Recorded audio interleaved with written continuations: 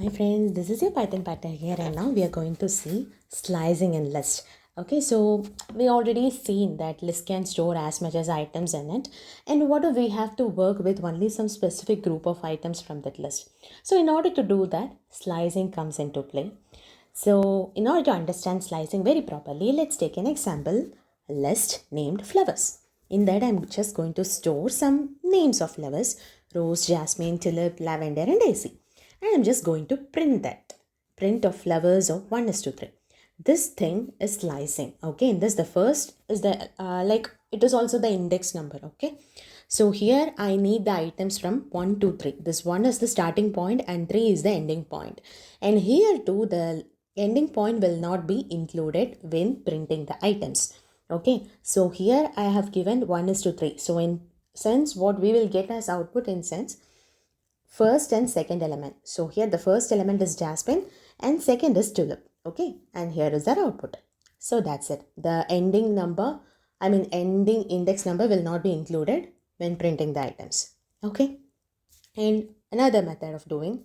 So what would happen if we omit an starting point index? Okay, in sense, the slicing will start from the first element and it will continue till the last. It means last before. Okay. So here till 3. So we'll get elements from 0, 1 and 2. So our output would be rose, jasmine and tulip. Yeah. And as well, if you are just going to omit the last index, and as well, what would happen if we omit the second index here? Yes, the list would start with the starting point that we mentioned. Here it is 1 and it will go completely till the end. So flower of 1 is to, that is, I have omitted the second index here. So we'll get the output from first index number, that is jasmine. So jasmine, tulip, lavender and daisy. Fine. Okay. And in slicing also, we can just make a slice from the end of the list. Just the thing is, you have to give the index number with a negative, like your index number is a negative and it starts with -1, -2 and -3. So here flowers of -3 and yes, you can see. And the second index I have not given here. So of course you'll get that thing as tulip, lavender and daisy. So that's it here.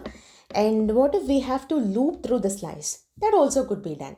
So you can directly give that slicing operation, that term in that for loop. Okay. So for flower in flowers of, and the starting index I have not given here. So it till 2. So what we'll get? That 2 values. So it has to completely loop through these two values 0 and 1, right? So it is going to print the flower. So when it is 0 it will print rose and when it is 1 it will print jasmine. So that is the thing with slicing. Okay, now what if like we are going to copy a list? Okay, so it could also be done in slicing. So let's see that with an example. So here I have taken a variable my favorite and it is referring to a list containing items rose, jasmine and daisy. And now I'm just copying it. Your favorite is equal to my favorite. Now I'm just going to print both of this. So I'm just printing my favorite. Yes, it also gets the output rose, jasmine and daisy, and printing your favorite, it also gets the output rose, jasmine and daisy. And now I feel like I have to add another one flower's name into my favorite. I'm just going to use that with append operation. And here my favorite dot append of what is the item that I have to include here is lavender. So I just included it here. And now I'm just going to print. So I'm just going to print my favorite and as well I'm just printing your favorite. Now what you can see here, in both the outputs, we get rose, jasmine, daisy and lavender. But we have actually included the item lavender in our my favorite list, right? Then how it got reflected in the your favorite also? This. So what happened here actually is we simply made two variables, my favorite and your favorite, to point to the same list. Okay, that you always know, right? Like a variable, my favorite is equal to list. And when I'm just giving another variable, your favorite is equal to my favorite, now this both variables are pointing to the same list.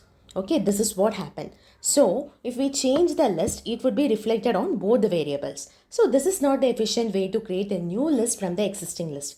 That is to copy the list, right? So we have to copy the list by using slice. So it is the most efficient way to copy it or create a list from an existing list. So for understanding that, we are just going to take the same example here. My favorite, of course, in that list, now we have Rose, Jasmine and Daisy. And now I'm just going to copy that list using slice, okay? Your favorite is equal to my favorite. In that square bracket, you have to give only the colon. It means we have to take the entire list starting from the first index till the end. And it is now actually two separate lists. Okay. So let's see that once again by printing the things and also appending some items into it. So now I'm just printing it. So printing of my favorite and as well your favorite. And now we can see, of course, it is Rose, Jasmine and Daisy. And now let's see what would happen if we append an items in our in my favorite and as well as in your favorite. In order to understand the difference, I'm just going to add two different items into these two different variables. Okay, so for that, and first my favorite, I'm just going to append lavender, and in your favorite, I'm just going to append tulips. And now we are just going to print it. Print of my favorite and print of your favorite. And see the output here. So in my favorite, you get Rose, Jasmine, Daisy and lavender. And in your favorites output, you get Rose, Jasmine, Daisy and tulips. So now it's completely different, right? So here the thing is, it is both and separate list. So if we are just going to copy the list, it is very important for us to use slicing operation. If not, we are just making two variables to point to a single list. Okay, that will create n number of problems. And if you are really not sure what is happening, or if you forget the small logic, your program would be ruined completely. Then you have to just sit a verse to figure out what the error is. Okay, so always keep this in your mind. So that's it about slicing, and I hope you really understand this. So try writing some different slicing operations and see, and try creating a list and also copy the list without slice and with slice and see how it is differing from each other. And so just play around with these topics and it would be fun. So that's it. So yes, join me friends in this journey of learning. Let's make this journey more interesting. Bye bye and take care.